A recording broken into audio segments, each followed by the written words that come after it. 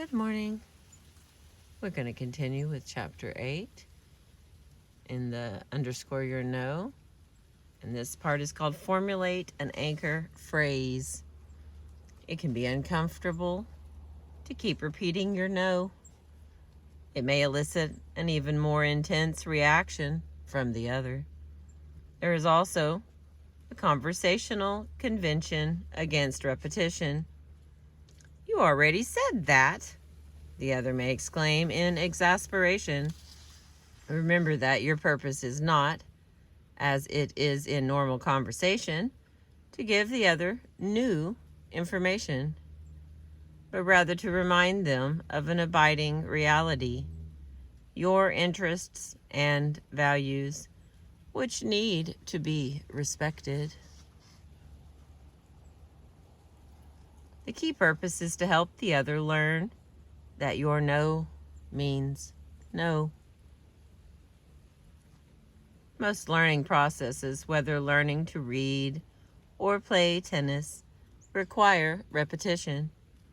It is no different with learning to respect a no, particularly since the learner in this case may not be eager to learn.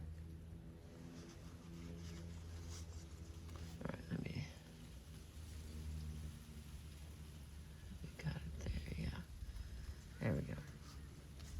Sometimes it is enough to repeat your no once for the other to respect your needs. I am sorry to bother you again, but there is no smoking allowed here in the restaurant. And the other complies. Sometimes, however, the other does not give up so easily. Think of times when you encounter a door-to-door or over-the-phone trained salesperson. They often play a game using every kind of manipulation technique to get you to give up on your no. One key to sustaining your no is to craft a simple phrase, a sound bite that works for you and that you can use over and over again when you are under unrelenting pressure from the other and your mind may go blank. Think of it as an anchor phrase, a way of anchoring your no and your underlying yes. In the midst of stormy seas, some possible anchor phrases are, "This doesn't work for me." "No thanks. I'm not comfortable doing that." "I'm sorry, but I'm not interested." We have already chosen a few charities where we want to focus our giving. Try to boil down your phrase to its most essential. Leave out saying anything that is not essential. In other words, anything that the other could pounce on in order to escape learning the basic lesson that no is no. An anchor phrase is simply a way for you to stay on track and to avoid getting diverted from your no. I once helped a friend learn how to protect himself from intrusive questions into his medical problems by anxious relatives and friends. We selected an anchor phrase that worked for him. "I'm sorry, but I don't feel comfortable discussing that right now." Then he rehearsed this phrase over and over again as I role-played with him, plying him with pestering questions. The anchor phrase became second nature for him, part of his instinctive vocabulary. He put it to immediate use, and it helped him protect his privacy during a delicate time. One simple sentence can hold you steady as you sustain your no in the face of the other's countervailing pressure. Next section is use intentional repetition. It may seem a little artificial at first to repeat yourself, in part because we are trained not to repeat ourselves. The repetition of your no need not be mechanical, like a robot or a broken record.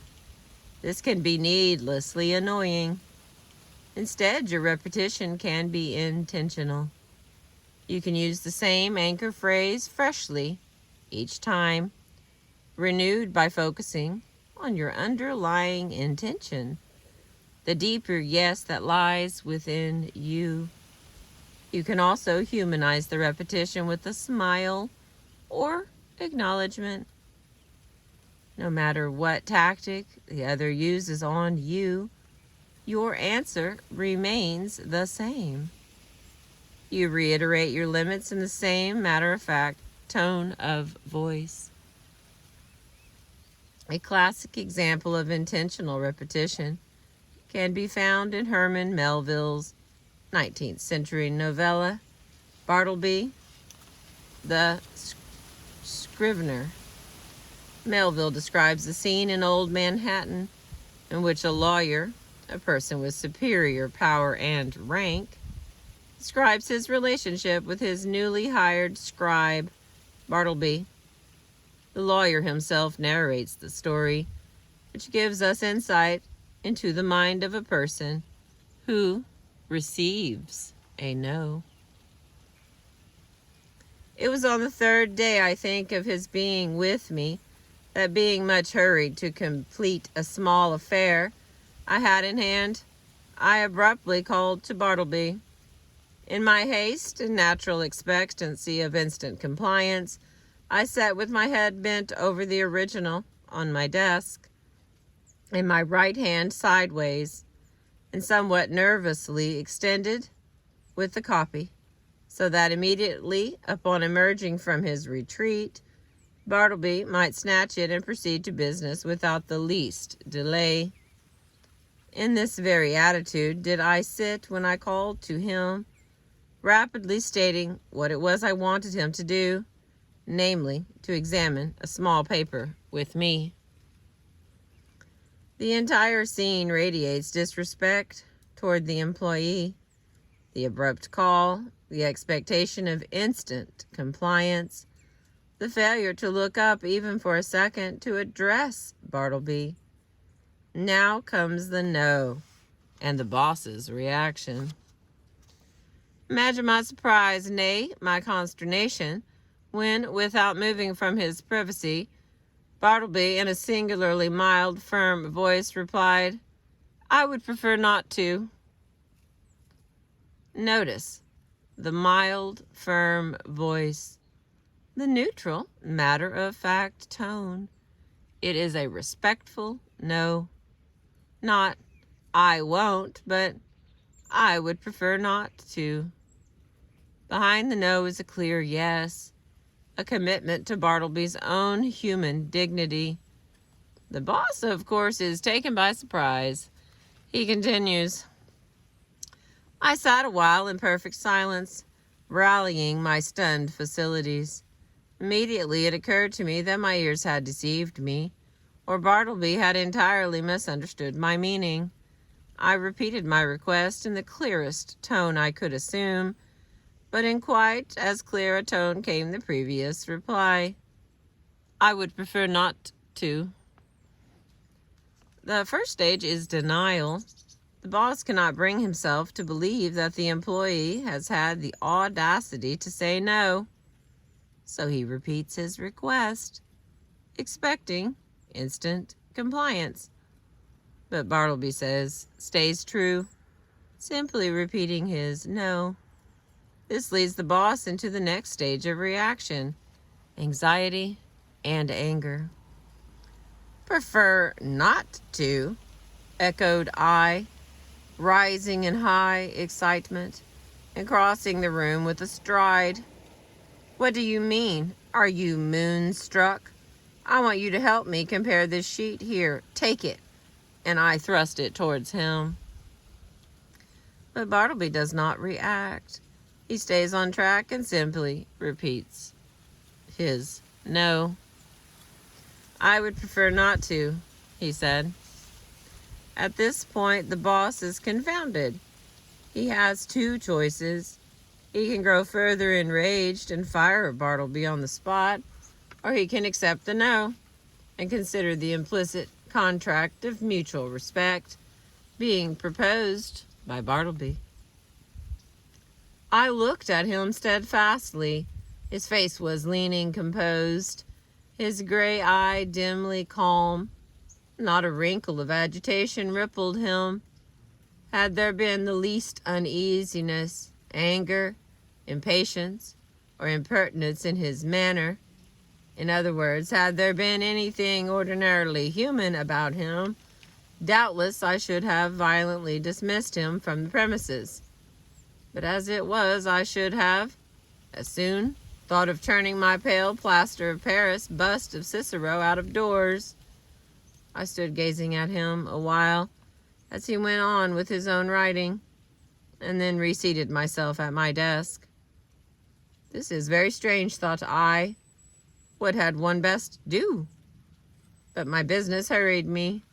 I concluded to forget the matter for the present, reserving it for my future leisure. So calling Nippers from the other room, the paper was speedily examined. If Bartleby had reacted, the boss clearly indicates he would have fired him on the spot. But Bartleby is on the balcony, calm and non-reactive, master of his emotions, intent on sustaining his positive no. Even the comparison to the bust of Cicero suggests how his no is matter of fact and objective reality. Faced with this patient, intentional repetition, the arrogant boss, puzzled and even a little awed, ends up accepting the no. The story highlights the power of staying true to a deeper yes. A yes, in this case, to human dignity.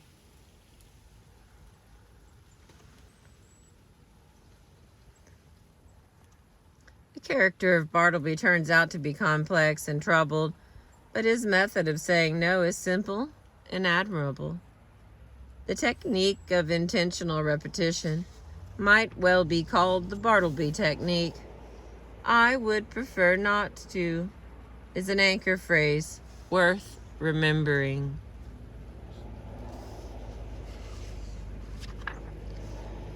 I'll go a little further because this guy is absolutely outstanding. The next category is educate. Let reality be their teacher. If your patient repetition of no does not have the desired effect, it is time to take the next step and educate the other about the consequences of not respecting your no. By education, I do not mean to imply that you are the teacher and the other is the student. The real teacher is the situation itself.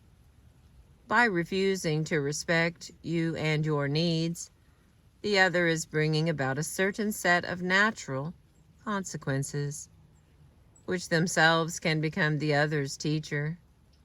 Your job is to simply facilitate the learning process, beginning by asking reality testing questions and proceeding to warnings.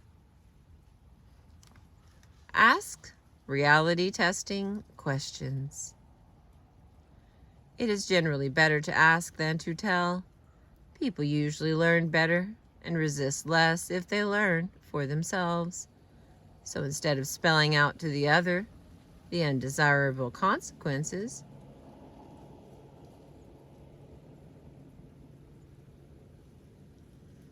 if they do not respect your needs, it is more effective first to ask them reality testing questions. As the name suggests, reality testing questions are questions that cause the other to reflect on the underlying realities of the situation. The natural consequences of refusing to respect your no. Here are a few examples. What will happen if we cannot reach agreement here? What are the costs for us both if we need to bring in the boss, bring this to court, or end up with a strike, etc.? And the next one, have you thought about how this will affect our family, our relationship, our partnership, etc., if we cannot agree to respect one another's needs in this situation? Let's return for a moment to the tragic story of the Space Shuttle Challenger and the conversation in which the engineers said no to NASA when asked if they thought the mission should proceed the next morning. When the NASA official expressed surprise and anger, the engineer's superior called a caucus and announced to his team that we have to make a management decision. The senior managers, ignoring the engineer's advice, decided to change the no to a yes, approving the launch. What could the engineers have done? One possible approach in retrospect would have been to address their superior with a pointed, reality testing question such as, let me understand what you are saying. Are you willing to take personal responsibility for overruling the best judgment of your engineers and recommending a launch where, in our opinion, there is a significant possibility that the O-rings could fail and thus result in the loss of the mission and the lives of 7 astronauts? Such a question might have caused the management decision to be viewed in a different light. Reality testing questions can be a powerful tool. Next is warn, don't threaten. If reality testing questions do not persuade the other, it is time to use a warning. You may need to spell out your plan B to the other and explain the consequences inherent in not respecting your needs. I once watched an aunt warn her 6-year-old niece about an inappropriate behavior. The little girl was jumping on the bed. Her aunt said in a calm voice, "Tanya, please stop jumping on the bed." But Tanya continued jumping, oblivious to this request. A moment later, her aunt repeated her request, this time with a little more emphasis, very deliberately and calmly. "Tanya, I'm asking you, please, to stop jumping on the bed." When the little girl still continued, her aunt gently took hold of her arm in order to get her attention, looked her straight in the eye, and raised a warning finger. Tanya got the message and stopped immediately. Her aunt accomplished all this without shouting or even raising her voice. Her manner was patient, firm, respectful, and effective. The other may at first be oblivious to your no, not hearing it, or they may hear it but not believe it, or they may believe it but not take it seriously enough. Giving warnings offers the other a chance to move through the process of avoidance and denial toward acceptance of your no without either of you paying too great a price. It helps to be very specific and clear. In a sexual harassment situation, in a work environment, the victim calmly says to the perpetrator, "I have explained to you before that I find this kind of talk offensive and out of line. If I need to file a formal complaint with the human resource manager, I certainly will." A warning is not the same as a threat. They may seem at first glance to be the same. Both are messages about undesirable consequences, but there is a critical difference between the two. A threat dictates to the other, "If you do not do what I want you to do, I will make you pay." A threat is about imposed consequences. The focus is on power and punishment. Threats often provoke a backlash. You are challenging the other's power, authority, and autonomy. Not surprisingly, the other may react with all the weapons in their arsenal. A warning does not dictate, but rather educates. It is an objective prediction of the inherent consequences. If you choose not to respect my legitimate interests, I will have no choice but to meet them in another way, and that may not be what you really want. The focus is not on punishing the other, but on protecting yourself and your interests. The tone is respectful and thus less likely to provoke a backlash. Here is how one senior executive delivered a warning to a plant manager of long standing who was strongly resisting a much-needed organizational change. I called him into my office on Wednesday and said, "I know this is hard and that you disagree with these changes, but I want to ask you to look into your inner self and tell me if the new program is worth trying. Don't answer now, but I want you to take the rest of the week and go fishing and think about it. If the answer is yes, then I want some specific ways you're going to try. Otherwise, you should prepare your resume. It's nothing to be ashamed of, and I will help you. But think about your prospects if every other industry is trying to get away from long runs and inventory. The first day, just fish." He came around and decided to give the flexible approach a real try.